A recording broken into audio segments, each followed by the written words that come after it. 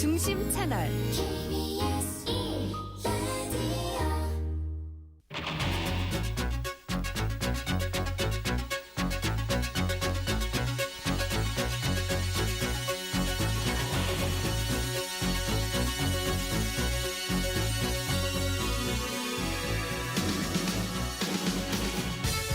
안녕하십니까. 성기영의 경제쇼 아나운서 성기영입니다. 올해 법인 파산 신청 건수가 2,000건을 돌파했다고 합니다. 아직 한 해가 완전히 끝난 건 아니지만요. 이 문을 닫은 기업의 수가 통계 작성을 시작한 2013년 이후 역대 최고치를 기록하고 있습니다. 고물가, 고금리에 또 내수 부진까지 이어지면서 한국 경제 버팀목인 중소기업이 흔들리고 있다는 분석이 나오고 있습니다. 여기에다 이 중소기업 대출 연체율도 올라가고 있는데요. 중소기업 위기의 실태 짚어보고요. 위기를 타개할 해법은 무엇인지 함께 고민해 보겠습니다. 이번 주는 2025년 한 해가 마무리되고 2026년 새해가 시작되는 한 주인데요. 오늘도 삼성전자가 장중 신고가를 기록하고 투자 경고 종목에 세제된 SK하이닉스가 급등하는 등 코스피가 상승하면서 연말 산타 랠리 분위기를 이어갔습니다. 잠시 후 주간 증시 전망 해보겠습니다. 이 시간 유튜브로도 함께하겠습니다.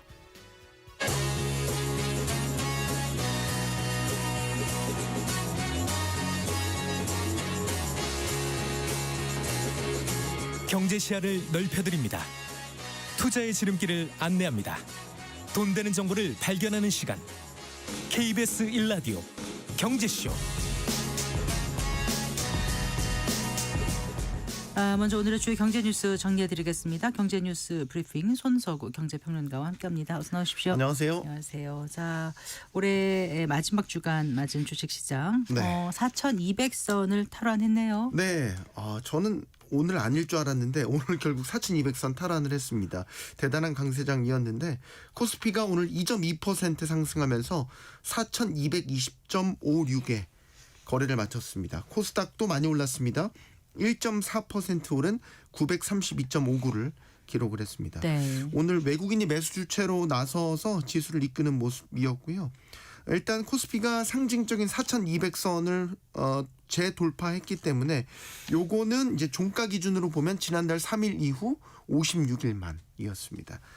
전체적인 투심은 양호했는데 오늘은 사실 좀 걱정했던 거는 배당락일이었거든요. 네. 배당 받는 권리가 사라지는 배당락일에는 전통적으로 보면 이제 고배당주를 중심으로 매도세가 좀 일어나기 때문에 변동성이 좀 커질 수 있는 날입니다. 네. 하지만 뭐 이런 우려는 기우에 불과했고 장 초반부터 아주 강한 매수세가 유입되면 상승세를 보였고 이 가운데에는 뭐 반도체 랠리가 있었습니다. 삼성전자와 SK하이닉스가 선두에서 지수를 이끌었는데 오늘은 뭐 SK하이닉스가 아주 초반부터 광폭 랠리를 보였습니다. 결국 네. 오늘 6%대 급등세. 뭐 삼성전자도 요즘 계속 상승세였죠. 오늘도 2%대 강세로 마감을 했습니다. 확실히 메모리 슈퍼사이클에 대한 기대감이 매수세를 부추기고 있다고 보여지고 네. 여기에 더해서 그동안 좀 오를만하 싶으면 발목 잡았던 게 환율이었는데 이제 원달러 환율도 오늘 1,430원대까지 더 떨어졌어요. 예. 그러니까 외국인 수급이 조금 더 유입되기에 좋은 환경이 된 것도 덤으로 강한 매수세를 불러왔던 것 같습니다. 자, 이렇게 되면 이제 내일이 올해 마지막 거래일이거든요. 내일이 폐장일이에요. 그러면 이제 올해 최고가가 4,226포인트예요. 그러면 이제 한 6포인트 남았거든요. 요걸 이제 넘어서는 지가 아주 내일 관전 포인트입니다. 네. 마지막 거래일에서 폐장일에 최고가 기록을 딱 세우고 한 해를 폐장을 한다면 정말 화려한 피날레가 그것만큼 있을 수가 없겠죠. 내일 시장 한번 주목해서 보도록 하시죠. 네. 앞서 이제 뉴스에서도 다들 들으셨겠지만 이 대규모 고객 정보 유출 사태 일으킨 쿠팡이 보상안을 발표했습니다. 네. 근데 이제 좀 뭔가 벌써부터 또 비판이 나오고 있어요. 네, 이제 어제 김범석 의장이 전격적으로 서면 사과문을 발표를 했죠. 그리고 오늘 또 전격적으로 보상안을 발표해서 눈길을 끌었어요. 사태가 발발한 지 30일 만에 지금 보상안을 내놓은 건데 일단 쿠팡은 개인정보 유출 사고에 대한 책임을 통감한다. 고객 신뢰를 복원하기 위해서 1조 6,850억 원 규모의 고객 보상을 시행할 계획이다. 네. 이렇게 발표를 했습니다. 보상 대상을 보면 이제 개인정보 유출 통지를 받은 쿠팡, 와우 회원, 일반 회원 모두 3,370만 명 전원이 대상이고 쿠팡을 탈퇴한 회원까지도 보상 대상에 포함이 됐습니다. 자, 1조 6,850억 원 규모의 보상안은 단일 보상 규모로는 역대 최대예요. 그리고 유출된 회원도 다 보상 대상이다. 여기까지만 보면 굉장히 괜찮은 보상안이 나온 거 아닌가 이렇게 생각해 볼 수 있는데 이제 뚜껑을 열어보면 이야기가 달라집니다. 1인당 5만 원의 보상안은 5만 원 상당의 구매 이용권입니다. 네. 쿠폰이에요, 쿠폰. 네. 쉽게 말씀드려서. 그리고 구체적으로 보면 회원 1인당 이제 쿠팡 상품 구매 이용권은 5천 원이고요. 네. 쿠팡 이츠 이거 배달 이제 음식 배달 서비스죠. 쿠팡 이츠 구매 이용권 5천 원. 여기까지 10,000원입니다. 네. 쿠팡 트래블이라고 이제 쿠팡에서 여행 그 상품 서비스 판매하는 곳이 있어요. 요거 이용권이 2만 원. 네. 그다음에 이제 알럭스 상품 구매 이용권. 알럭스는 이제 쿠팡에서 운영하는 명품 거래 그 서비스예요. 요게 이제 또 2만 원을 지급합니다. 네. 뭔가 이상하죠. 구매 이용권 5만 원을 각각 쿠팡의 다른 서비스에 분산돼서 주죠. 그러면은 개별 고객 입장에서는 내가 쓰는 서비스도 있겠지만 안 쓰는 서비스도 있을 수 있는데 난 5만 원을 보상받았다는데 정작 내가 쓸 수 있는 건 5만 원이 안 될 수도 있는 거고 네. 이런 게 이제 지금 논란이 되고 있는 거죠. 1조 6,850억 원 쓰겠다고 밝혔는데 뚜껑 열어보니까 구매 이용권이고 그것도 각자 다 서비스로 흐트러 나가지고 내가 정작 쓸 수 있는 구매 이용권이 뭐가 되나? 그럼 이게 보상이 5만 원이 맞나 정말 이제 이런 게 논란이 되고 있는 겁니다. 네. 그런데 어쨌든 쿠팡 상품 구매 이용권 5천 원인 거잖아요. 그러니까 이제 그렇죠. 개인정보 유출이 된 쿠팡 서비스에 대한 직접적인 보상은 5천 원인 건가요? 네, 5천 원인 거예요. 그러니까 5천 원인 거죠. 이게 이것 때문에 꼼수 보상이고 이렇게 따지면 이 정도의 사실 그 쿠폰은 보상은 아니어도 이제 쿠팡 같은 거 이용해 보시면 자주? 그 아래에 쿠폰 서비스가 나가요. 네. 이 정도 서비스 쿠폰 받을 수 있거든요. 그러니까 이게 보상인지 프로모션인지 헷갈린다. 이제 이런 지적도 나오고 있는 건데 저도 제목 보고 놀랐다가 보상한 내용 보고 사실 그렇지. 사실 저도 고객 입장에서 좀 불쾌한 마음도 있었는데 이게 물론 사견이지만 아마 저 같은 생각을 가진 분들이 적지 않았던 것 같아요. 그러니까 논란이 계속 커지고 있는 거고 쿠팡은 여전히 이번 사태를 진짜 반성하고 있나 의구심이 드는 보상안이다. 여전히 계산기만 두들기고 있구나라는 생각을 하게 됐고 이게 그 쿠팡 이용권으로 준 거니까 이번 사태로 항의하신 분들이 탈퇴하신 분들은 이거 보상 안 적용받으시려면 다시 가입해야 되거든요. 그러니까 이상한 거죠. 이게 프로모션이랑 뭐가 다르냐라는 거고 저는 이제 나중에 이게 드러난 건 아니지만 이런 식의 보상안들이 나중에 문제가 되는 경우가 뭐냐면 이런 보상에 대한 부담을 입점업체들에게 전가하는 것도 잘 살펴봐야 될 것 같아요. 사실 이런 의심을 드는 거는 그동안 쿠팡이 할인 프로모션 같은 걸 할 때 그 비용을 입점업체들에게 전가해서 문제가 됐던 사례들이 왕왕 있었거든요. 저는 그래서 개인적으로 이번에도 이런 합리적인 의심도 하게 된다라는 거고 보상안을 극명하게 대비할 수 있는 게 최근에 나왔던 SK텔레콤 보상안이에요. 네. SK텔레콤은 2,300만 명 개인정보 유출 사고와 관련해서 일단은 그룹 총수인 최태원 회장이 직접 사과도 했지만 위약금 전면 면제가 네. 발표를 했고 7천억 원 수준의 정보보호 투자 5천억 원 규모의 고객 보상안을 발표를 했고 여기에 네. 소비자위원회에서 SK텔레콤 측에 제안한 보상안을 보면 1인당 10만 원의 보상안을 제안을 했는데 네. 이게 이제 5만 원은 통신요금 인하 네. 나머지 5만 원은 현금처럼 쓰는 통신사 포인트로 지급하라라는 거예요. 이걸 이제 받아들일지 여부를 SK텔레콤 측이 지금 고심을 하고 있는데 제가 말씀드리고 싶은 건 이게 최선의 아니라는 게 아니라 쿠팡 안의 보상안과 너무나도 극명하게 대비된다라는 점에서 이 사례를 말씀을 드리겠습니다. 네. 근데 또 쿠팡 김범석 의장의 사과문 이것도 또 논란이죠. 그렇죠. 이것도 갑자기 뜬금없이 어제 이렇게 발표를 한 거예요. 근데 사과 시기를 보면 지금 내일하고 내일 모레 지금 연석 청문회가 예정돼 있잖아요. 그러니까 여기에 대한 부담이 상당히 컸을 가능성이 크다라고 보여지는 거고 네.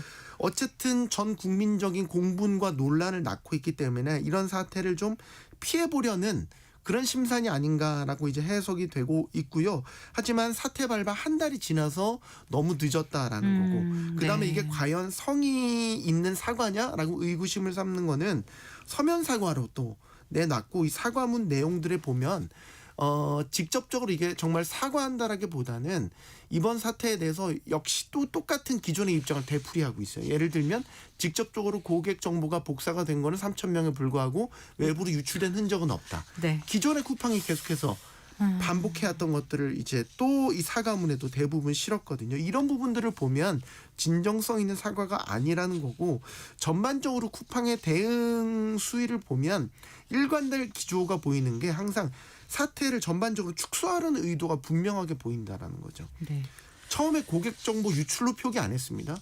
노출이라는 표현을 썼다가 이거 지적받고 나중에 유출로 바꿨고요. 홈페이지에 사과문 게시한 것도 며칠 안 올렸다가 내렸다가 이것도 지적받으니까 다시 올렸었죠. 그리고 네. 김범석 의장이 끝까지 안 나왔죠.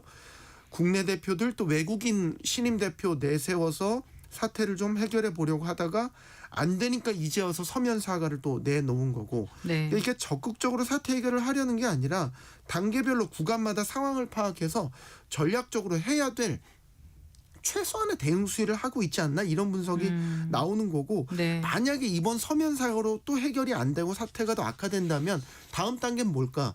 그럼 예를 들어 동영상 사과를 할 건가? 뭐 이제 이런 이야기들도 나오고 있는 거죠. 자, 이번엔 그 이재명 정부의 첫 기획예산처 장관 후보자로 이제 네. 국민의힘 출신 이해훈 전 의원이 이제 파격 지명되면서 지금 정치권에서 큰 파장이 네, 큰 파장 일고 있죠. 같아요. 네. 일단 그 한국 경제를 회색 코뿔소 같은 상황이라고 이 후보자가 진단했던데요. 네, 이훈 기획예산처 장관 후보자 현재 서울 중구 예금보험공사에 마련된 인사청문회 준비 사무실로 출근을 시작을 했고요. 이제 장관 후보자로서 인청 준비를 시작했는데요. 한국 경제에 대해서 이 후보자는 성장 잠재력이 훼손되는 구조적이고 복합적인 위기에 직면해 있다. 이거는 이제 우리가 모두 알고 있고 오랫동안 경보가 있었음에도 무시하고 방관했을 때 치명적 위험에 빠지게 되는 회색 코뿔소의 상황이다. 이렇게 진단을 한 겁니다. 이 회색 코뿔소는 뭐 경제학계에서 많이 쓰이는 용어 중에 하나인데, 예를 들어서 충분히 예측할 수 있는 사건임에도 사람들이 이를 간과하거나 적극적인 대응을 하지 않아서 이게 결국 큰 위기나 손실로 이어지는 거를 회색 코뿔소로 지칭을 해서 이야기를 합니다. 네. 이 후보자는 이럴 때야말로 단기적인 비용을 넘어서 더 멀리 더 길게 보는 전략적 사고가 필요하다고 이야기를 하고 있고요. 국민의 세금이 미래를 위한 투자가 되게 하고 그 투자가 또다시 국민의 삶을 풍요롭게 하는 전략적 선순환을 하는 기획예산처로 만들어가겠다, 이렇게 각오를 밝혔습니다. 아까 말씀드린 대로 이해훈 전 의원을 지명한 거는 파격 인사로 평가가 되는데, 기획예산처라는 게 되게 중요한 부처이지 않습니까?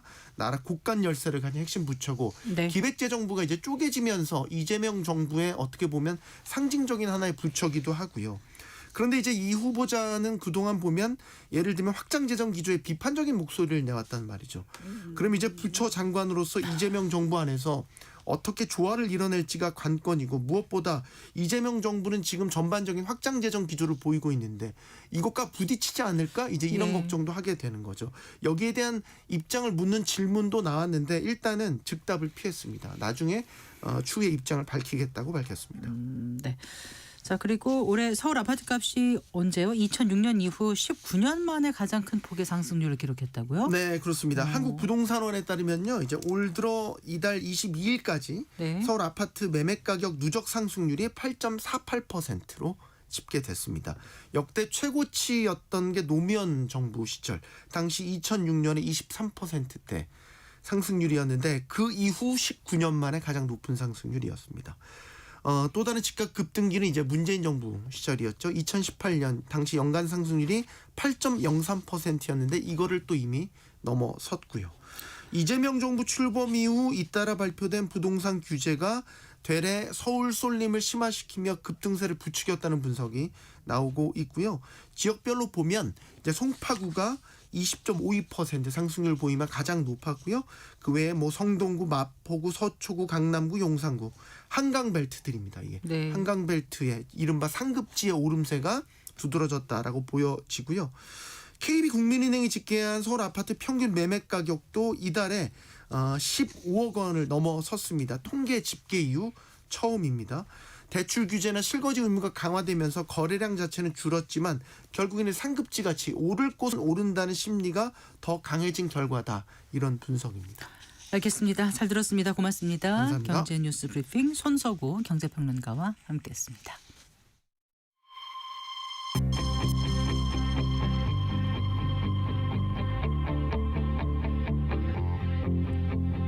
경제 전문가의 원포인트 레슨. 꼭 알아야 할 정보와 이슈를 알기 쉽게 풀어드립니다. 대한민국 경제 고수와 함께 투자의 맥을 짚는 KBS 일라디오 경제쇼. 진행의 성기영 아나운서입니다. 4시 21분입니다. 올해 법인 파상 신청 건수가 2,000건을 돌파하는 등 통계 작성 이래 문을 닫는 기업 수가 역대 최고치라고 합니다. 그만큼 실물 경기가 어렵다는 뜻일 텐데요. 중소기업들의 대출 연체율도 올라가서 또 회생, 파산 신청하는 기업들 앞으로 더 늘어날 수 있다고 합니다. 자, 어려운 법인, 기업들의 실태에 대해서 알아보고요. 어떤 대책이 있을지도 짚어보겠습니다. 이정희 중앙대학교 경제학부 교수 스튜디오에 모셨습니다. 반갑습니다. 안녕하세요. 교수님. 안녕하세요. 올해 개인과 법인의 회생 및 파산 신청 모두 역대 최고치를 기록할 것이라는 보도가 나왔던데요. 네, 어느 정도길래 이렇습니까? 네, 법원 통계월보가 있습니다. 네네. 거기서 올해 10월까지 이 자료를 보면은 법인 회생 신청이 네. 1,092건입니다. 이거는 전년 동기 대비해서 24.2%가 증가했고요. 올 10월까지요. 네네, 예. 증가했고 또 법인 파산도 네. 올해까지 누적이 1,840건입니다. 그러니까 네. 회생보다도 회생 신청보다 법인 파산이 더 많죠. 네. 이것도 전년 대비해서 16.2% 증가했는데요.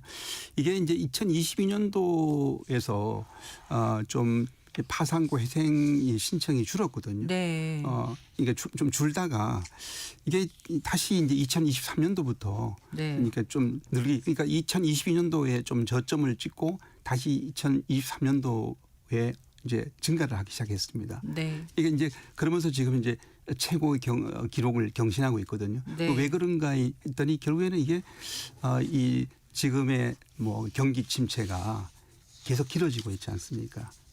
그러니까 이제 이런 것들이 누적된 이 결과가 지금 나타나고 있다 이렇게 볼 수 있습니다. 네. 지금 자영업자 중소기업 부실이 심화되면서 이제 회생 파산 신청이 동반 증가한 거로 풀이된다라고 전문가들은 얘기하던데 개인 파산 신청도 굉장히 개인 회생 신청 같은 경우도 역대 최대 규모 기록할 거라고 네, 하고. 뭐 일단 네. 지금 현재 뭐 자영업자의 상태를 보면은 자영업자 폐업 상태를 보면 알 수 있는데 네, 폐업 교수님. 상태가 지금 현재 최근에 매년 지금 100만이 넘어서고 있습니다. 폐업자가 네. 100만 이상이 지금 이제 폐업을 하고 있는 해마다? 상태. 해마다 네. 매년 하고 있다는 거죠. 하고 있고 지금 노란우산 공제가 네네. 이제 이게 소상공인들을 위해서 이런 뭐 일종의 안전장치다 이렇게 보고 있는데 거기는 뭐 폐업을 하든가 문을 닫아야 이제 공제 신청을 받을 수가 있거든요. 네. 근데 그게 이제 신청자가 매년 늘어나기 때문에 아하. 지금도 이것도 기록적인 이제 이런 수치를 보이고 있다는 걸 볼 때 네.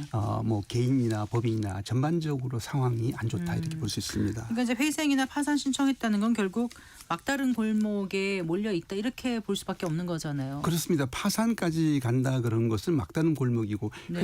회생은 뭐냐면은 그래도 한번 회생해 보겠다. 네. 이런 기회를 달라고 하는 뭐 거고요. 일시적으로 유동성 위기 네. 겪고 있거나 하더라도 네. 살려볼 만하다 이런 네. 거잖아요.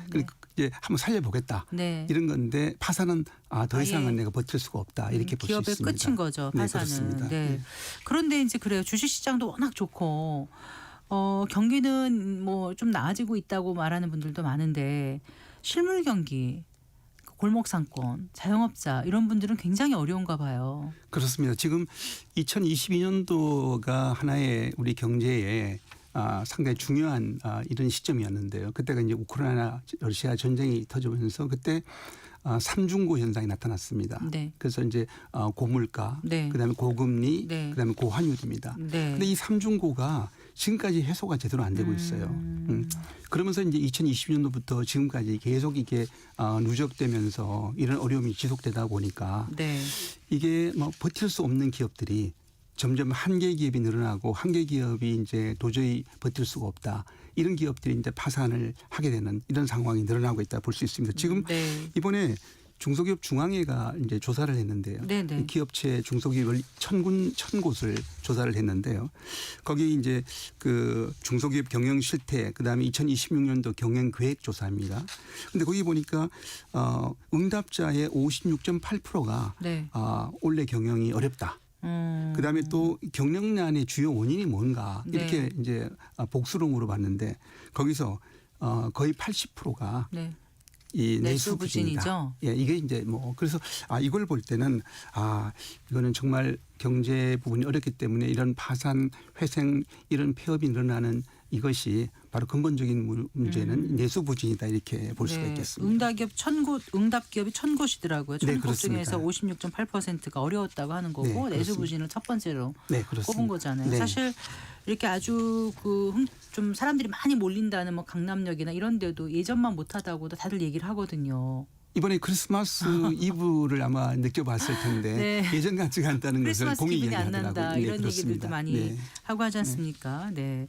이러다 보니까 지금 이제 중소기업과 개인 사업자들의 그 대출 연체율이 점점 늘어날 수밖에 없을 텐데 실제로 통계에 잡히고 있죠. 네, 한국은행이 이제 금융 안정 보고서를 이제 발표하는데요. 네.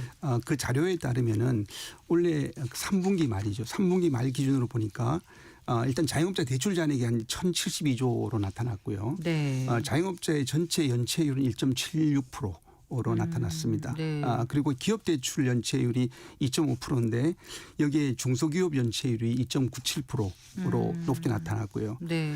또 문제는 여기 보니까 자영업자 중에서 점점 갈수록 그 고령자 비중이 높아지고 있습니다. 고령자. 네, 네. 60대 이상의 고령자 비중이 높아지는데 지금 돈을 빌려 쓴 자영업자 중에서 고령자 차주 비중이 31.2%입니다. 그런데 이제 그러면 거의 한 100만 명 되거든요.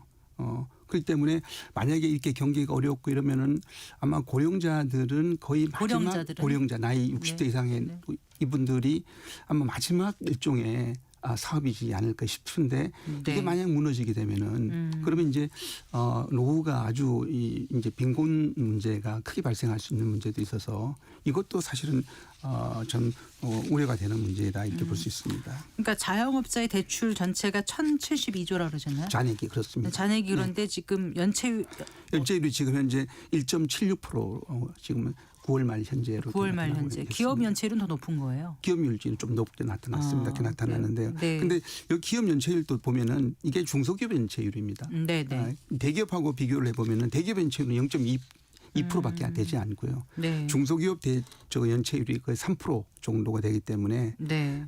그리고 뭐 어떤 뭐 업종에 따라서 또 특히 내수 경계에 민감한 업종들이 특히 이제 어렵고 연체율도 높고 이렇게 나타나고 개인 있습니다. 사업자 같은 경우도 연체율이 꽤 높게 나타나는 것 같은데 네, 네. 지금 말씀하신 것처럼 연체율도 일단 이제 기업 규모에 따라 차이가 있는 것 있습니다. 같고요.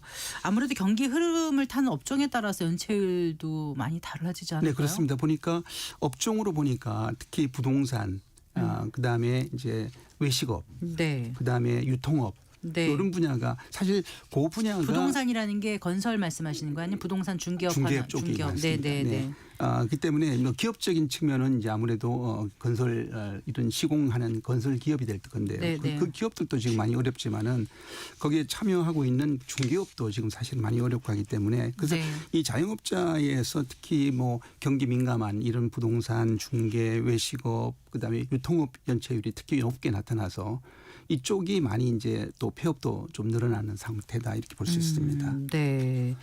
아무래도 지금 그 고환율 또 거시경제 어떤 경기 둔화 같은 거시 불확실성이 좀 이어지는 가운데 건설업 같은 경우는 굉장히 지금 어렵다고 하더라고요.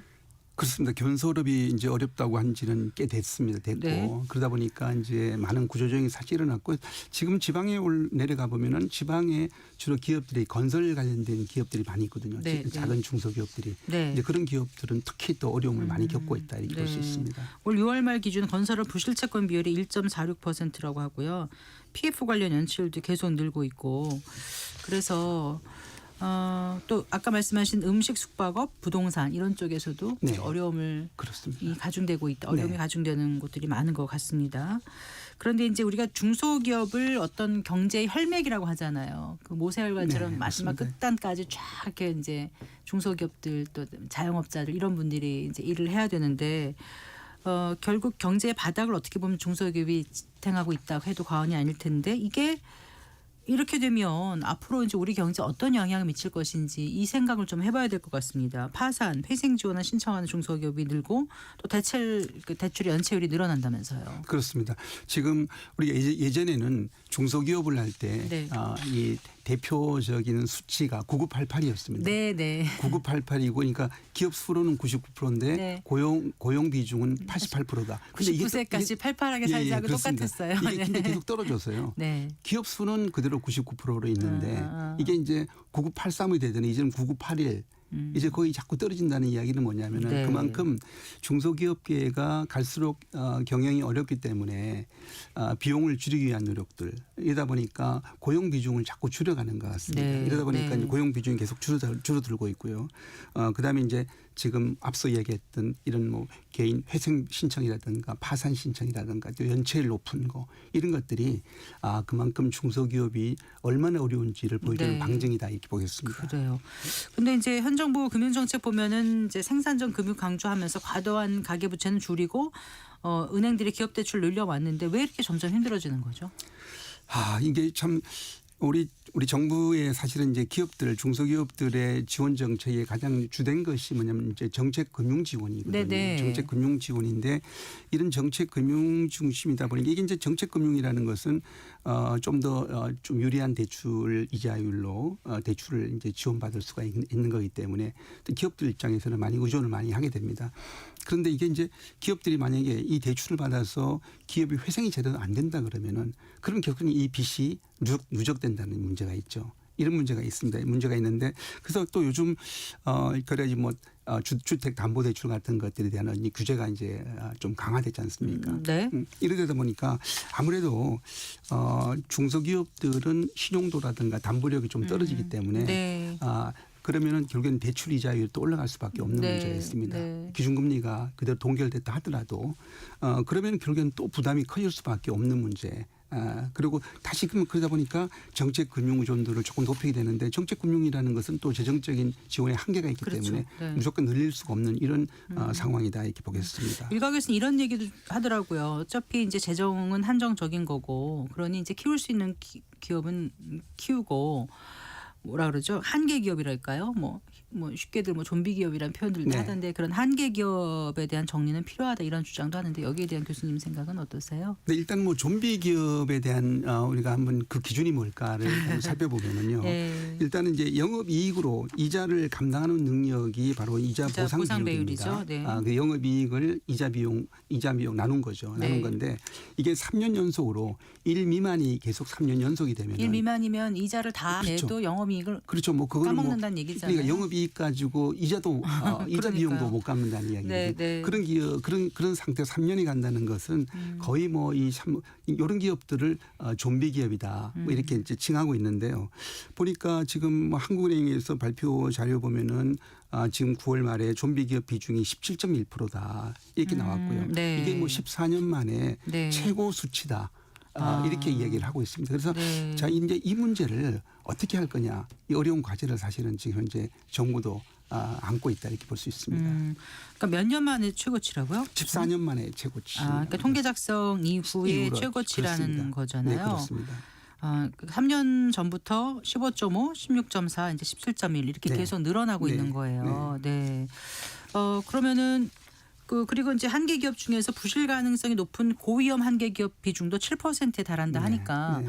이게 고위험이면은요 은행 입장에서는 사실 무수익 여신인 거잖아요. 그러니까 빌려주고 못 갚은 나쁜 게 뻔한데 계속 그거를 연명하게 하는 게 맞는 건지 이런 생각이 드는데 교수님 어떻게 그래서 생각하세요? 결국에는 지금 현재 연체율도 대부분이 네. 지금 1금융권보다는 2금융권의 연체율이 더 높거든요. 네, 네. 근데 결국에는 뭐냐면 이렇게 고위험군 같은 경우는 1금융권에서 대출 받기가 어렵기 때문에 네. 대체적으로 2금융권 넘어가게 됩니다. 네. 넘어가게 되니까 사실은 재정 상황이 더 악화되겠죠. 네. 비용 부담이 더 커질 네. 수밖에 없는 상황이고 그래서 이게 참 과연 이제 이런 부분들을 정책금융 부분들을 좀비 기업들에 대해서 어떻게 할 거냐. 이 부분들이 사실은 큰 과제인데요. 이게 이제 정부가 아무래도 이게 과연 이 좀비 기업이 좀 다시 회생될 수 있겠느냐. 이런 판단이 좀 필요할 것 같습니다. 네. 판단이 필요할 거고 그래서 이게 좀비 기업이 뭔가 이 좀비 기업에서 좀 스스로가 이게 탈출해서 다시 이제 경쟁력을 갖추면 좋겠는데 네. 이제 그렇게 갖출 수 있는 부분들을 물론 정부가 지원해줘야 되겠지만은 네.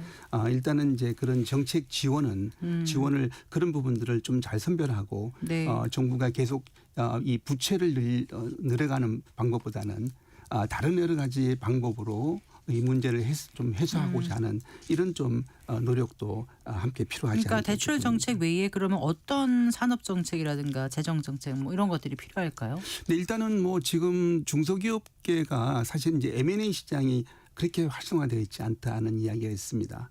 그래서 이게 이제 시장이라는 것은 좀 자유로워야 되거든요. 그러니까 내가 상태가 좀 안 좋다 그러면은 계속 판단을 해서 빨리 매각을 하고 여기서 이제 빠져나오든가. 이렇게 해야 되는데 왜냐하면 내가 경영이 잘못된 거는 나의 경영 능력에 문제가 있을 수도 있고 여러 가지 문제. 그럼 이걸 경영주가 바뀌게 될 경우는 뭐 좀 기업이 다시 또 경쟁력을 높일 수가 있는 어떤 이렇게 될 수도 있기 때문에 그래서 이 어떤 중소기업 M&A 시장이 좀 더 활성화되는 것도 필요할 것이고요. 네. 그다음에 이제 우리가 요즘은 소상공인들 자영업자의 재기 프로그램들이 많이 있습니다. 네, 네. 근데 중소기업의 재기 자체적인 구조조정을 통해서 또 재개하려고 하는 이런 부분에 대해서도 정부가 좀 더 강화된 어떤 정책을 좀 펼쳐서 어쨌든 이렇게 우리 좀비 기업의 비중을 떨어뜨려야 되는 것이 필요하다 이렇게 보입니다. 네. 해외는 어떻게 했었는지도 궁금해요. 혹시 사례 같은 거 있을까요? 해외는 뭐 우리 한국이 아무래도 중소기업에 대한 어떤 지원 정책이 가장 활발한 국가다 이렇게 그래요? 볼 수가 있고요. 또 다양한 아마 우리 한국처럼 이렇게 중소기업의 정책 메뉴가 이렇게 다양하고 많은 나라가 아마 있을까 싶습니다. 사실. 네, 네. 근데 그렇기 때문에 저는 우리가 해외 같은 경우하고 우리하고는 직접적인 비교가 뭐 쉽지 않은 부분이 있는데요. 일단은 뭐 미국 같은 경우도 보니까 일단 조건부 어떤 지원이 많죠. 예를 들면 내가 정부가 지원을 하더라도 이러이러한 조건을 해소시킨다는 어떤 그런 또 이런 뭐 계획이라든가 이거 하에 준다든가 예를 들면 코로나19 때 정부가 뭐 자영업자들 지원도 많이 했는데 네. 그때 그 대신 고용 유지를 한다든가 네, 이런 네. 강력한 조건이 있었습니다. 이런 조건이 있으면 1억, 2억 필요한 자금을 많이 했기 때문에 그냥 빌려주는 게 아니고 예. 그래서 아마 우리도 어쨌든 그런 좀 더 정책 지원에 있어서의 어떤 이런 좀 더 효과적인 또 시대에 맞는 어떤 그런 좀 개선책이 함께 좀 필요하지 않는가 싶습니다. 네. 알겠습니다. 말씀 잘 들었습니다. 고맙습니다. 감사합니다. 네, 감사합니다. 네, 중앙대학교 경제학부 이정희 교수와 함께했습니다.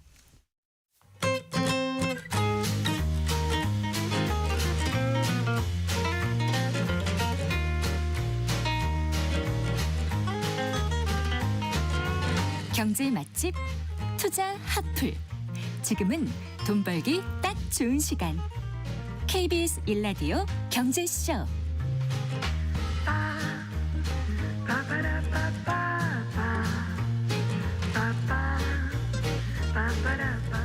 4시 38분입니다. 한 주간 주식시장에 영향을 줄 주요 이슈와 일정 살펴보고 현명한 투자 전략 짚어보겠습니다. 주간 증시 동향 박진희 유한타증권 부장 스튜디오에 모셨습니다. 반갑습니다. 네, 안녕하세요. 안녕하세요. 자, 지난 한 주간 미국 증시부터 좀 살펴볼까요?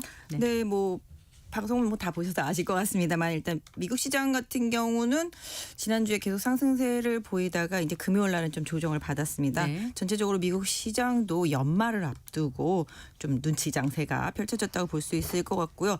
반도체 일부 종목 빼놓고는 전반적으로 좀 조정이 좀 강했었습니다. 네. 뭐 양자모라든지 뭐 그 외에 뭐 기타 테크주들 대체로 좀 조정을 받았고 뭐 테슬라를 비롯해서 전기차 쪽들도 좀 조정을 받았던 상황이었었습니다. 네. 필라델피아 반도체 지수만 소폭 좀 오르면서 좀 마감을 했고요. 이런 부분들이 오늘 우리 시장에도 어느 정도 좀 영향을 주면서 반도체 섹터의 흐름이 좀 이어졌던 것 같습니다. 네, 그래요. 우리는 내일까지 장이 열리고 이틀 쉬었다가 다시 열리는 거죠. 네, 맞습니다. 네, 다른 아닌가요? 아, 맞습니다. 내일까지 장이 열리고 이제 마지막 31일 날 쉬고. 31일 쉬고 1일 쉬고 네, 이틀 쉬고. 2일 날은 이제 10시에 열립니다. 10시군요. 네. 네네. 다른 나라들은 어떤가요? 다른 나라도 대체로 좀 휴장을 하는데요. 뭐 정확하게 뭐 딱 지금 제가 짚어드리긴 그런데 뭐 홍콩이라든지 이런 약간 아시아권계 쪽들도 많이 네. 쉬고요. 뭐 미국 같은 경우도 1일 날 같은 경우는 좀 휴장을 하고 네. 대체로 뭐 유럽과 마찬가지 그런 네. 흐름 보일 것 같습니다. 네. 오늘 우리 증시 한번 좀 자세히 살펴볼까요? 네, 오늘 우리 시장 좀 다른 글로벌 증시와 좀 다르게 네. 좀 불을 뿜었다라고 좀 말씀드릴 수 있을 것 같습니다. 사실은 뭐 오늘 저도 이제 여기 마감하기 전에 여기 도착을 했는데 네. 오늘 코스피 같은 경우는 90포인트 넘게 오른 그러니까요. 모습이고요. 네. 코스닥도 12.92포인트 오르면서 1.4% 정도 오르는 좀 모습을 보였습니다. 그러니까 거래소 지수로는 4,220 상당히 지금 높은 지난번에 이제 고점권 찍을 때 네. 그때랑 거의 비슷하긴 네. 한데요. 상당히 좀 고점권에서 이제 좀 조금만 올라가면 이제 신고가가 네, 되는 거죠. 5천이 이제 눈에 보인다고 말씀드릴 수 있을까 정도인데 네. 뭐 내년에는 갈 수 있지 않을까 모두가 좀 기대를 해보고 있는데요. 네. 일단 오늘 증시 마감에서 가장 중요한 핵심은 일단 삼성전자와 하이닉스 네. 간에 다시 좀 부활을 하면서 시장 좀 지수를 이끌어줬고요. 그동안 이제 아시다시피 이제 양도세 회피 물량이라든지 뭐 이런 부분들을 좀 피하기 위한 매도 때문에 많이 빠졌었던 네. 대부분의 섹터주들이 오늘 좀 상승을 좀 많이 했습니다. 네. 특히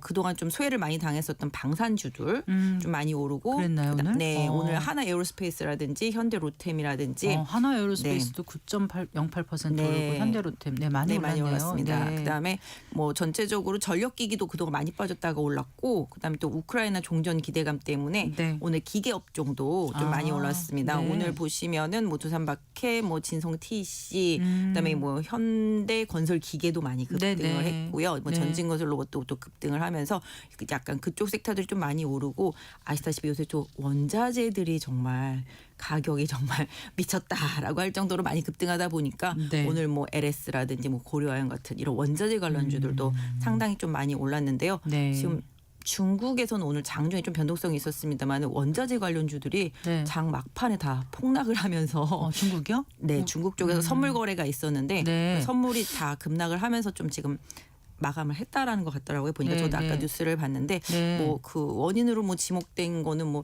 어떻게 공매도 쪽 저기 유럽 쪽에 있는 뭐 은행 쪽에서 뭐 한 것들이 뭐 마진콜을 당했다 뭐 이런 얘기도 있고 뭐 기타 등등 좀 얘기들이 나오고 있는데 조금 확인해봐야 될 것 같은데 최근에 좀 많이 올랐잖아요. 네. 특히 은도 급등하는 모습이 오늘까지 나타나면서 좀 변동성을 보였었고 네. 오늘 우리 시장에서 뭐 바이오 일부하고 로봇주들의 급등세가 좀 이어지는 모습, 특히 이제 현대차 그룹 안에 있는 종목들이 대체로 모비스라든지 뭐 이런 현대 오토에 뭐 좀 초강세 보여주면서 그랬군요. 이런 네. 쪽들 CS를 좀 노리는 종목들, 네. 뭐 이런 것들이 좀 CES 가전박람회 내년 1월 6일부터인가 열리는 네네 걸로 하죠. 맞습니다. 네. 이런 부분들이 좀 시장에서 강하게 좀 작용을 했던 것 같습니다. 그래요.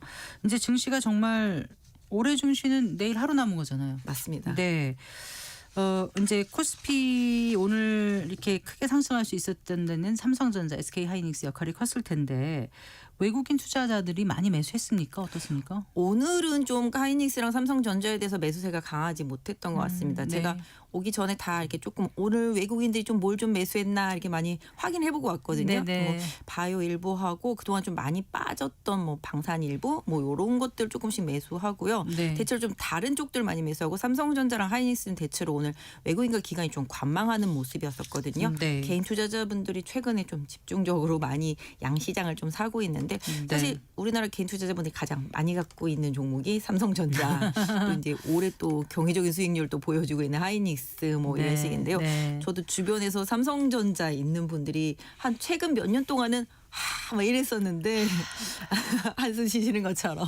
근데 올해는 정말 삼성전자 하이닉스 갖고 계신 분들만 정말 그래도 활짝 웃는 한 언제 해였던 것 같아요. 사고 언제 팔아내에 따라서 완전 희비가 엇갈렸다는 분석이 나오지 않았습니까? 맞습니다. 네. 삼성전자 같은 네. 경우는 타이밍이 가장 중요한 종목인 것 같습니다. 네. 그만큼 개인 투자자분들이 많이 갖고 있고 그런 상황 속에서 항상 좀 타이밍이 삼성전자를 올해 한 여름 가을쯤에 딱 사셨으면은 최고의 수익률이 아니었을까. 그렇게 되는 사람이 퍼센트로는 많지는 않았을 것 그게 같아요. 힘든 게요. 네. 새롭게 매수하시는 분들은 가능한데 기존의 다른 종목들에 이렇게 물려 있으면 네. 이걸 팔고 과감하게 옮겨 네. 타기가 쉽지 않잖아요. 네. 그렇기 때문에 삼성전자의 상승은 그냥 어떨 때 보면 거의 그림의 떡같은 종목. 네. 그런 케이스들이 상당히 많은데 뭐 늦게라도 좀 옮겨 타신 분들은 그래도 최근에만 용감하게 사셨어도 옮겨 타신 분들. 네네 네. 용감하게 그러니까 네, 물려있던 제가 거는 대부분 손해보는 게 많지 않아요. 맞습니다. 네. 그러니까 삼성전자가 작년에 9만 원대 물리신 분들이 엄청 많았었잖아요. 그래서 5만 원 이렇게 내려갈 때까지 막 힘들어했던 분들 많아요. 맞아요. 네. 뭐 추가 매수하거나 그러신 분들은 좀 다행인데 또 신규로 들어오신 분들은 수익이 많이 나셨는데 기존에 갖고 계셨던 분들은 아마 원금에 좀 파신 분들도 있을 것 같고 그나마 다행이다고 팔았는데 요즘 이렇게 또 오르니까. 네, 맞습니다. 계속 갖고 계셨던 분들은 그래도 한 20-30% 수익이니까. 네. 그래서 일단 뭐 삼성전자, 하이닉스가 내년에도 좀 한번 기대해 볼 수 있지 실적이 어느 않을까. 정도로 나올 거라고 지금 그 증권가에서는 보고 있습니까? 둘이 합쳐서 거의 한 200조 얘기가 나오더라고요. 보니까. 네. 네, 뭐 그냥 보통 근데 삼성전자 혼자도 그 정도 얘기 나오고 하이닉스도 한 뭐 100조 이상 뭐 이렇게 얘기가 계속 나오는 것 같기는 합니다. 네. 근데 지금 보면은 분기 실적이 하이닉스가 사실 하이닉스는 HBM 영향을 좀 많이 받잖아요. 네, 네. 근데 이제 삼성전자가 최근에 좀 따라가는 입장이고 네. 삼성전자가 뭐 여러 가지 이제 디바이스들도 계속 이제 갖다 붙일 수 있고 이제 글로벌 업체들이랑 계속 협업하고 그렇죠. 있는 상태라서 내년에 좀 삼성전자가 힘을 좀 더 써준다라면은 네. 뭐 사실 근데 환율이 좀 많이 중요한데 그렇죠. 또 환율도 최근에 갑자기 확 며칠 빠지고 새에, 있어서 네, 네. 네. 또 어떤 면에서 보면은 기대했던 실적보다 이 환율 때문에 네, 그 더 효과를 많이. 또 거꾸로 역으로 볼 수가 있는 그렇죠. 상황이라서 그런 부분들도 조금 음. 거꾸로 좀 주의는 좀 하셔야 될 수도 있을 것 같습니다. 그러면 삼전하고 SK하이닉스의 그 목표가는 얼마로들 보고 있어요? 이게 목표가가 매일 올라가고 있어가지고 이게 지금 하이닉스가 장에 뭐 후행하는 거 아니에요? 증권사들을 예측치가요? 맞습니다. 예. 왜냐하면 이게 올리면 계속 올리고요. 내려가면 계속 내리거든요. 저도 그래서 하겠어요. 맞습니다. 그래서 죄송합니다. 약간 좀 네. 고무줄 같은 목표가라고 말씀드릴 수가 있는데 네. 사실 하이닉스 같은 경우는 뭐 88만 원까지 나왔는데 뭐 100만 원 얘기도 나오고 있고 삼성전자도 뭐 지금 16만 원 이제 네. 계속 얘기가 나오고 있으니까 또 근데 개인 투자자분들이 또 이런 목표가만 보고 또 매수하시다 보면은 혹시라도 왜냐하면 두 종목은 지수에서 좀 자유로울 수가 없는 종목이거든요. 그렇죠. 네, 그렇기 네. 때문에 지수와의 연동성을 좀 고려하시면서 투자를 하시는 게 네. 좋을 것 같습니다. 이 이제 두 종목 외에 개인 투자자 비중이 높은 게 또 2차 전지잖아요. 네, 맞습니다. 그런데 좀 반등하는가 싶더니 다시 좀 아니죠. 맞습니다. 네. 그러니까 2차 전지가 최근에 삼성전자 하이닉스가 약간 옆으로 횡보하는 구간에서 네. 좀 강했었거든요. 근데 최근에 이제 LG 에너지 솔루션이 계속 계약 해지가 나오고 네. 그다음에 포드 같은 경우랑 이제 LG 엔솔이랑 계약 해지 나온 이후에 네. 또 사실 포드도 전기차에 대한 전망도 확 줄이고 도 확 축소했거든요. 네. 그러니까 그만큼 전기차에 대한 기대감이 적다라는 거를 이제 포드가 다시 보여준 모습인데 네. 그래서 2차 전지주들이 최근에 상당히 강한 모습을 보이면서 올라오다가 네. 또 최근에 다시 또 반대로 시장과는 반대로 또 많이 하락을 하고 있는 상태인데 네. 개인 투자자분들이 가장 많은 게 아마 하이닉스, 삼성전자 못지않게 뭐 2차 전지일 거라고 생각합니다. 제 네. 주변에도 뭐 에코프로그램이나 에코 뭐 형제들. 네, 그다음에 뭐 LNF, 네. 뭐 LG 엔솔, 뭐 네. 다 SDI 다 네, 있지 네. 않습니까? 이런 부분들 좀 물린 개인 투자자분들 상당히 좀 많아요. 근데 사실 좀 그렇게 생각합니다. 사실 이 캐즘 현상 때문에 2차 전지가 거의 한 3년 동안 힘들었었거든요. 네. 그러다가 최근에 이제 AI 붐을 업고 이제 데이터 센터라든지 또 ESS 이 네. 기대감으로 막 올라오기 에너지 시작하던 저장 장치. 차였습니다. 예, 네. 근데 이 에너지 저장 장치는 제가 봤을 때는 전기차를 뭐 뛰어넘는 그런 기대치 이런 부분들을 한꺼번에 받긴 좀 어렵지만 앞으로 그 전기차의 공백을 충분히 메울 만한 상황이라고 생각을 합니다. 그래서 네, 네. LG 엔솔도 이런 해지를 선택함에 있어서 불필요한 투자를 좀 줄일 수 있다라는 점에서 보면은 나쁘지가 않고 네. 그다음에 최근에 보면은 우리나라 이제 2차 전지 소재 업체들이라든지 부품 업체들이 계속 오더를 받거든요.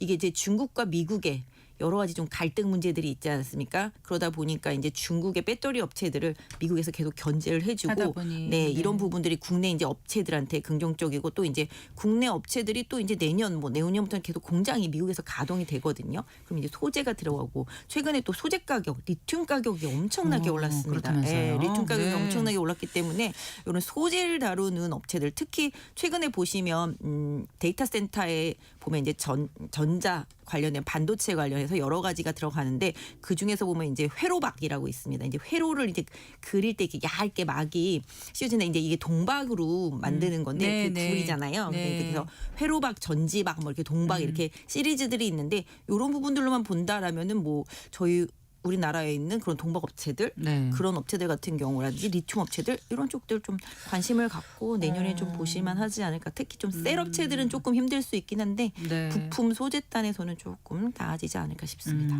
네. 그 스페이스X 상장 기대감 속에서 이제 관련된 투자 기업들이라든가 또 부품 소재 공급 업체에 대한 관심이 지금 커지고 있지 않습니까? 맞습니다. 앞으로 우주항공 관련주에 대한 관심은 더 지속될 수 있을까요? 이게 뭐 테마라고 하기에는 좀 너무 많이 오르긴 했습니다. 단기에 네. 정말 많이 올랐는데 이 스페이스X 상장이 뭐 일단 시발점이 될 수 있겠죠. 그래서 근데 우리나라 같은 경우도 지금 뭐 누리호 4차도 이제 성공하고 각 나라들 같은 경우도 이제 우주에서 이제 뭐 태양광 같은 경우도 이제 우주에서 한다 뭐 이런 얘기도 있고 트럼프도 뭐 나 달에 다시 간다 뭐 이런 얘기도 있지 않습니까? 근데 우주항공도 역시 AI나 기타 등등이랑 다 연관이 될 수 있는 쪽들이고요.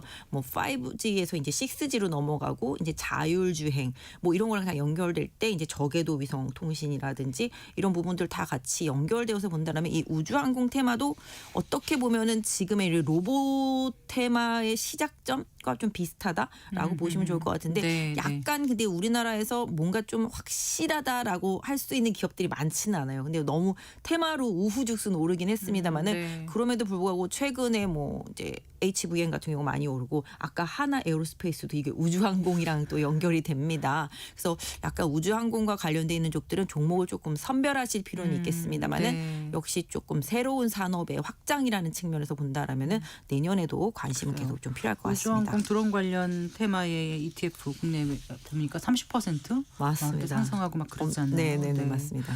그리고 이제 연초에는 보통 그 JP 모건 헬스케어 관련 그 헬스케어 컨퍼런스하고 네네. 아까 말씀하신 CES 네. 이게 시장에 활기를 좀 불어 넣어 줬었잖아요. 네네. 그러니까 며칠 있으면 내년인데 내년에도 그렇게 될지 좀 기대를 해봐도 될까요? 뭐 늘 기대했던 것 같습니다. 항상 저희가 연초 효과라는 게 있잖아요. 네, 네. 그래서 연초에는 CS하고 이제 JP모건 헬스케어 컨퍼런스 이 두 가지가 네. 뭐 코스닥이라든지 거래소의 중요한 업체들한테 좀 중요합니다. 왜냐하면 올해 시장 트렌드를 알 수 있는 그런 행사거든요. 그러다 보니까 이제 CS가 먼저 열리고 이제 그 다음에 이제 중순 이후에 이제 네.